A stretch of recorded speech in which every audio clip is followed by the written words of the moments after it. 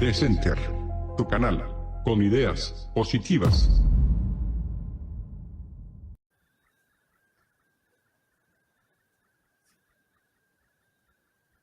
Muchas gracias por permitirme llegar hasta sus casas, en sus televisores, en sus computadoras, en sus tablets o en sus teléfonos, o a donde sea que nos vean. El día de ayer, los salvadoreños le enviaron varios mensajes a la partidocracia y al bipartidismo en nuestro país. Sin embargo, también ayer vimos un despliegue de analistas políticos en todos los medios de comunicación, explicándonos dichos mensajes de una manera aparentemente muy profesional, pero perdiendo de vista el mensaje principal que la población envió. Es bien sabido que muchos de estos analistas son personeros pagados por partidos y funcionarios públicos que los envían a los medios de comunicación para que hablen y analicen de acuerdo a la línea o del partido o del funcionario que les da. Otros podrán tener buenas intenciones y hacer un análisis correcto y muy profesional, pero en base a la política tradicional. Como por ejemplo, ¿cuántos escaños tendrá X o Y partido en la Asamblea Legislativa? ¿Cuántas alcaldías ganaron o perdieron? ¿Y cómo serán los posibles escenarios o alianzas para formar aritméticas legislativas? Están analizando quién ganó la alcaldía de San Salvador, por ejemplo, y el porcentaje arrasador con el cual se ganó, ya que los votos de Arena fueron muchísimos más que el doble que los del FMLN. Aparentemente, un correcto análisis. Pero volvemos al problema. Los analistas, los pagados y los que no, están analizando la política del pasado. Están analizando el tablero de un juego que la población ya no está jugando. Están analizando dentro de la burbuja de la partidocracia y lo peor para ellos es que no se dan cuenta de ello. Como si no se dieran cuenta que El Salvador ya cambió, así como el resto del mundo. Hay un ejemplo que me parece idóneo en este momento. El ejemplo de la empresa fotográfica Kodak. Los mayores de 25 años recordarán, y los que no son mayores de 25 años, pues se les puede recordar el monstruo que representaba Kodak en la fotografía. Déjenme contarles lo que representaba este monstruo. Kodak era sinónimo de fotografía, era un cuasimonopolio, es decir, aunque había competencia, toda esta competencia junta no era ni una fracción de lo que era Kodak. Las cámaras eran Kodak, los lentes eran Kodak, los rollos eran Kodak, los revelados cuando se tenían que revelar las fotografías eran Kodak, el papel para imprimirlas era Kodak, incluso los fotógrafos famosos como Annie Leibovitz, cuando Kodak dejaba de producir un modelo de rollo para sacar uno nuevo, corrían a las tiendas a comprar todo lo que pudieran y metían los rollos en congeladores para seguirlos utilizando mientras se acostumbraban al nuevo modelo. Kodak era cruel, hasta con sus clientes más exigentes, pero no importaba. Kodak era Kodak y no había nadie que pudiera hacer algo al respecto. De repente, empezaron a salir las primeras cámaras digitales. Pero estas cámaras eran grandes, eran caras, tomaban fotografías de muy baja calidad y además ni siquiera se podían ver hasta descargarlas en la computadora. Lo peor era que se podían tomar en algunos casos únicamente 8 fotos y la memoria de la cámara ya estaba llena. Kodak no vio esto como una amenaza. Dijeron, solo es un juguete más, no es fotografía de verdad. Estaban viendo el árbol, no el bosque. Estaban viendo una cámara que nadie iba a querer. Pero en poco tiempo las cámaras empezaron a mejorar y ahora tomaban muchas más fotos de mejor calidad y las fotos se podían ver en una pantalla en la misma cámara. La gente las empezó a comprar.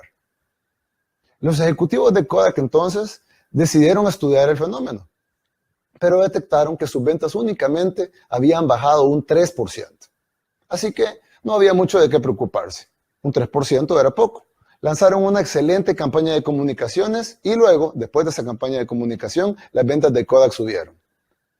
Kodak, según ellos, había demostrado que la fotografía digital no era fotografía de verdad. Era solo una moda, como ellos decían. Y las pequeñas bajas en las ventas se podían combatir con más publicidad. El siguiente año, las ventas de Kodak bajaron un 10%, algo de qué preocuparse. Pero los ejecutivos de Kodak se lo atribuyeron a la crisis financiera de finales de los años 90.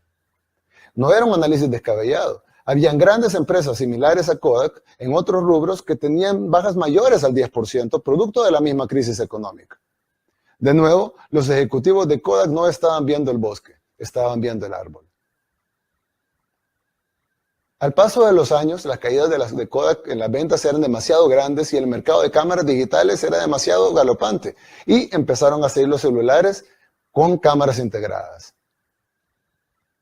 Kodak trató de reaccionar. Se movieron a lo digital, pero ya era demasiado tarde. El tiranosaurio Rex estaba en vías de extinción.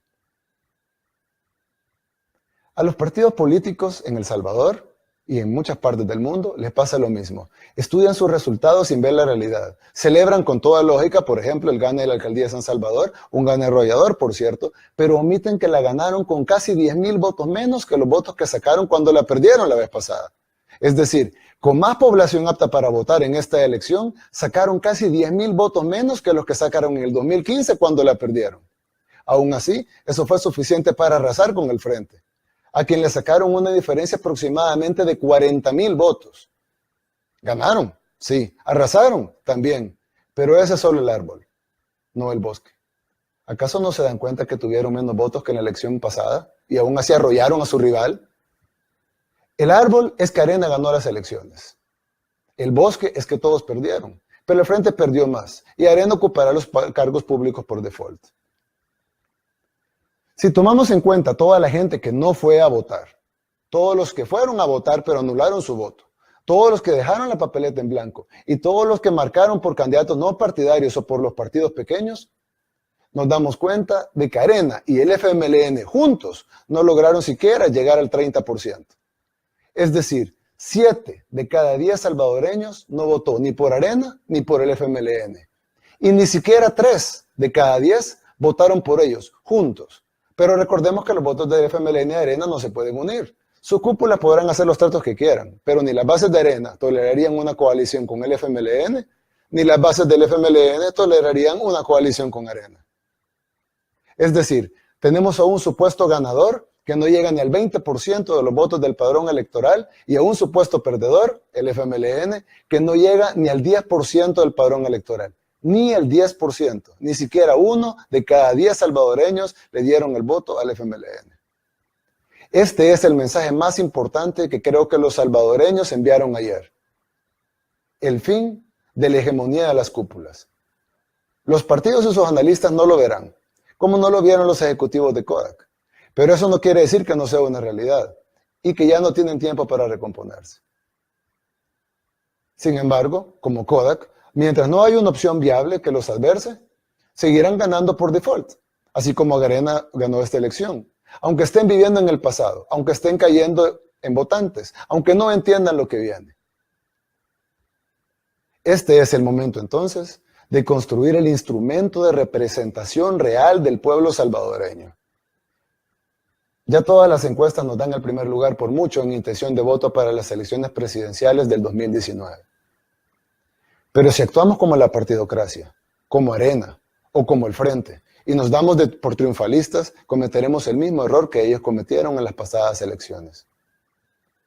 Ayer, el pueblo demostró que las cúpulas partidarias no tienen ningún poder, que es el pueblo quien decide. Y aunque las cúpulas de los partidos tradicionales no lo entiendan y no lo vean, nosotros estamos obligados a entenderlo. Ellos que sigan viendo su árbol. Nosotros estamos obligados a ver el bosque.